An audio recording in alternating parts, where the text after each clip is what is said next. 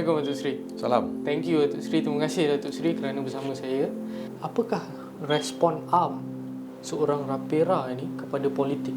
Apakah yang pendekatan terbaik bila kita cerita politik ni, seorang Rapera bagaimana dia boleh memainkan peranan ataupun respon nya kepada politik? Cuma peranan Rapera itu kurang seksi lah. Itu yang kita nak tahu. Kurang seksi ya, kurang seksi sebab dia tak glamour lah. Dia tak glamour. Sebab masyarakat dia nak orang yang busy, orang kata itu salah kan, itu betul. Tapi Rapera tak begitu. Rapera dia tengok, tak kira lah mana-mana parti politik sebagai contoh, tak kira kata Perikatan Nasional sekarang, yang betul dia akan cakap betul. Yang tak betul dia akan cakap tak betul.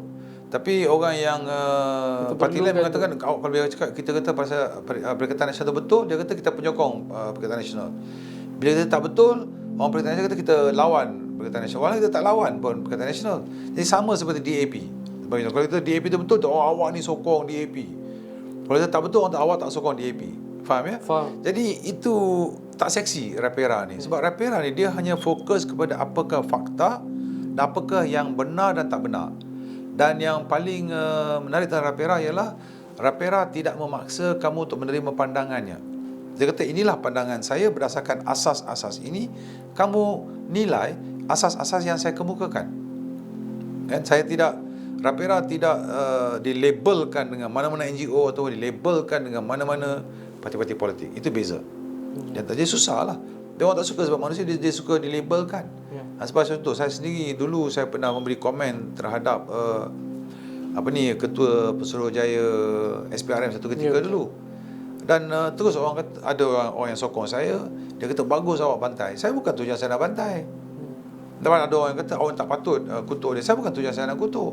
Saya pada ketika itu saya merasakan diri saya sebagai seorang rakyat ingin melindungi, mempertahankan MACC, Suruhanjaya SPRM. Sebab itu institusi saya sebagai Rapera.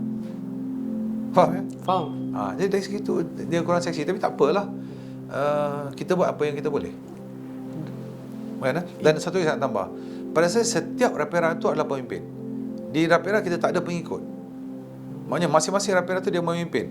Dalam grup, dalam kita punya kawan-kawan Rapera ni, ada yang memimpin di bidang perubatan, ada yang memimpin di bidang kejuruteraan, ada yang memimpin di bidang journalism, ada yang memimpin di bidang akademik. Jadi grup ini macam-macam. Jadi kita encourage diversity in our friendship, in our group. Dan insya-Allah saya rasa ini saya maksudkan, kita nak meraperakan Malaysia. Supaya Rapera di Malaysia ni kita dah menjangkau, membatasi perkauman, agama dan sebagainya. Kita cuba menjadi manusia yang lebih melihat kepada kemanusiaan berdasarkan berfikir dan berihsan. Kita dah bincang satu side sebahagian daripada satu segi Datuk Seri ya. Saya ingin petik apa yang Datuk Seri kata di page 25, surat 25. Datuk Seri katakan di situ ada seperti macam ni. Saya bacakan, politics is a conduit like a pipe. It may carry clean water or human waste. Untreated human waste is stinky and hazardous to life. Politicians that use the pipe to carry clean water or treated human waste are Raperas too. Politicians who use the pipe to carry untreated human waste or dirty water, like what is occurring today, have become part of the human waste. Jadi persoalan saya, Seri, do you agree ataupun Datuk Seri setuju bahawa politician sendiri ini boleh dikategorikan sebagai seorang Rapera? Okey, ada politician yang Rapera, ada politician yang bukan Rapera. Okey, ada politician Rapera, ada politician bukan Rapera. Sebab apa? Seperti mana saya mengatakan, politik merupakan satu saluran. Jadi politik saluran untuk apa? Politik di negara ini merupakan satu saluran untuk mencari rakyat Malaysia yang boleh jadi pemimpin untuk memimpin Malaysia. Jadi itu politik. Dan politik juga bila pemimpin-pemimpin sudah dipilih, mereka pergi ke parlimen dan gubal undang-undang. Jadi semua ini satu proses politik.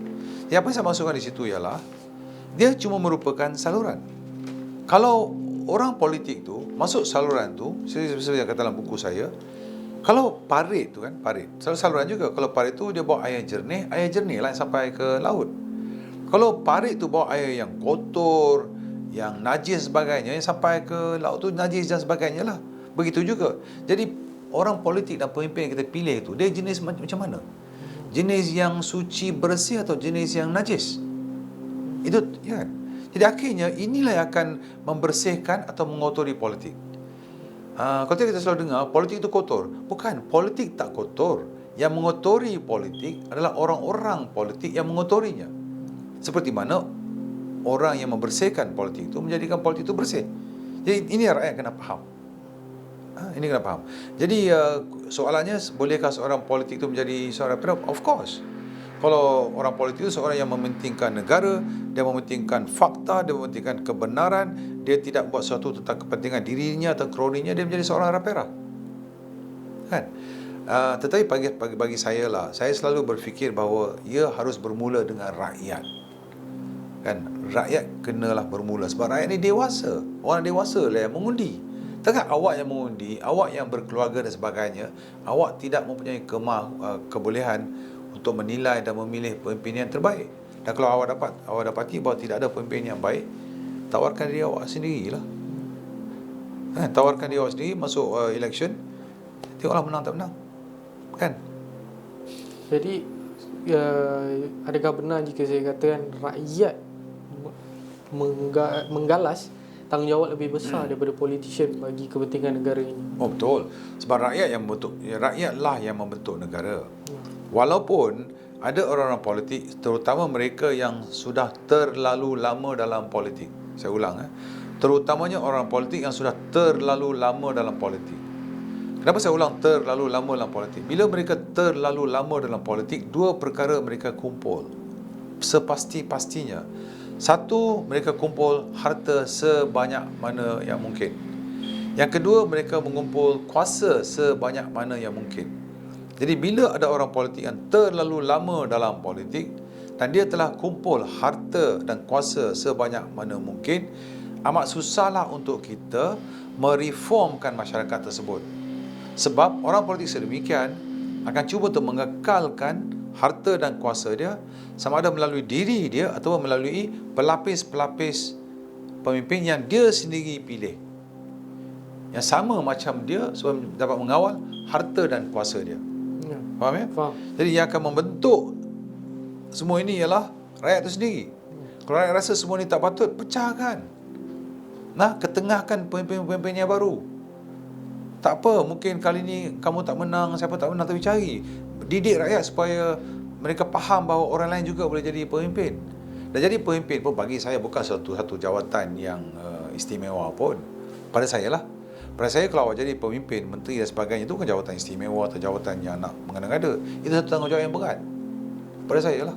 Kan? Ada negara-negara di mana kita dapati bahawa seorang menteri itu, dia tak kaya pun. Faham ya? Betul. Ya. Jadi saya percaya hari ini sahaja Datuk Seri dah memberi satu semangat kepada rakyat dan satu lagi pandangan baru kepada rakyat untuk, saya percaya, untuk mengubah negara ini sendiri. Kan? Jadi terima kasih Datuk Seri kerana berkongsi pandangan Datuk Seri kepada kami, dan saya percaya kita akan berjumpa lagi dalam siri yang lain. Terima kasih kerana bersama dengan kami hari ini. Jangan lupa untuk tonton episod yang berikutnya dalam membincangkan topik pahala dan dosa penggunaan kuasa. Anda juga jangan lupa untuk like dan subscribe. Dan jangan kedekut untuk share video ini dengan rakan-rakan anda.